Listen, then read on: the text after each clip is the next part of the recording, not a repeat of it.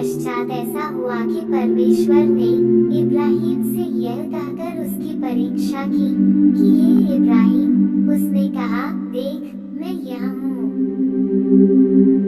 उसने कहा, अपने पुत्र को अर्थात अपने एकलौते पुत्र इसहाक को, जिसे तू प्रेम रखता है, संग लेकर मोरिया देश में चला जा और वहाँ उसको एक पहाड़ के ऊपर जो मैं तुझे बताऊंगा होम बलि करके चढ़ा।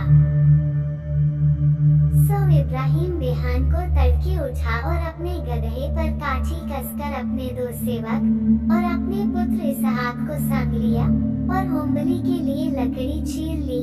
तब कूच करके उस स्थान की ओर चला जिसकी चर्चा परमेश्वर ने उससे की थी। तीसरे दिन इब्राहिम ने आंखें उठाकर उस स्थान को दूर से देखा और उसने अपने सेवकों से कहा, गदहे के पास यहीं ठहरे रहो, ये लड़का और मैं वहां तक जाकर और दंडवत करके फिर तुम्हारे पास लौट आऊंगा। सो इब्राहिम ने होम बलि की लकड़ी ले अपने पुत्र इसहाक पर लादी और आग और छुरी को अपने हाथ में लिया और वे दोनों एक साथ चल पड़े। इसहाक ने अपने पिता इब्राहिम से कहा, हे मेरे पिता। उसने कहा, हे मेरे पुत्र, क्या बात है? उसने कहा, देख, आग और लकड़ी तो है, पर होम बलि के लिए भेड़ कहाँ है? इब्राहिम ने कहा, हे मेरे पुत्र, परमेश्वर होम बलि की भेड़ का उपाय आप ही करेगा। सो वे दोनों संग संग आगे चलते गए और वे उस स्थान को जिसे परमेश्वर ने उसको बताया था पहुँचे। तब इब्राहिम ने वहाँ वेदी बनाकर लकड़ी को चुन चुन कर रखा और अपने पुत्र इसहाक को बांध के वेदी पर की लकड़ी के ऊपर रख दिया। और इब्राहिम ने हाथ बढ़ाकर छुरी को ले लिया कि अपने पुत्र को बलि करे। तब यहोवा के दूत ने स्वर्ग से उसको पुकार के कहा, हे इब्राहिम, हे इब्राहिम। उसने कहा, देख, मैं यहाँ हूँ। उसने कहा, उस लड़के पर हाथ मत बढ़ा और न उससे कुछ कर, क्योंकि तूने जो मुझसे अपने पुत्र वरन अपने एकलौते पुत्र को भी नहीं रख छोड़ा।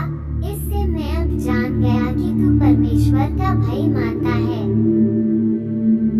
तब इब्राहिम ने आंखें उठाई और क्या देखा कि उसके पीछे एक मेढ़ा अपने सींगों से एक झाड़ी में बंधा हुआ है।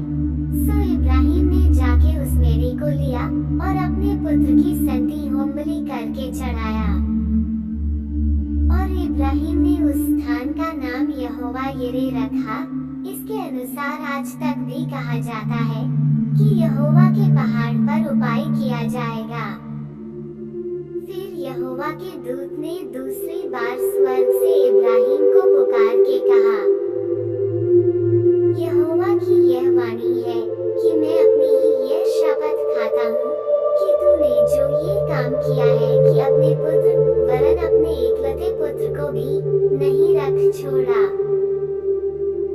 इस कारण मैं निश्चय तुझे आशीष दूंगा और निश्चय तेरे वंश को आकाश के तारागण और समुद्र के तीर की बालू के किनकों के समान अनगिनत करूंगा और तेरा वंश अपने शत्रुओं के नगरों का अधिकारी होगा।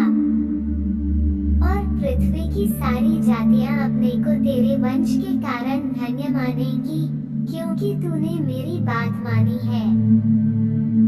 तब इब्राहिम अपने सेवकों के पास लौट आया और वे सब बेरशेबा को संग संग गए और इब्राहिम बेरशेबा में रहता रहा।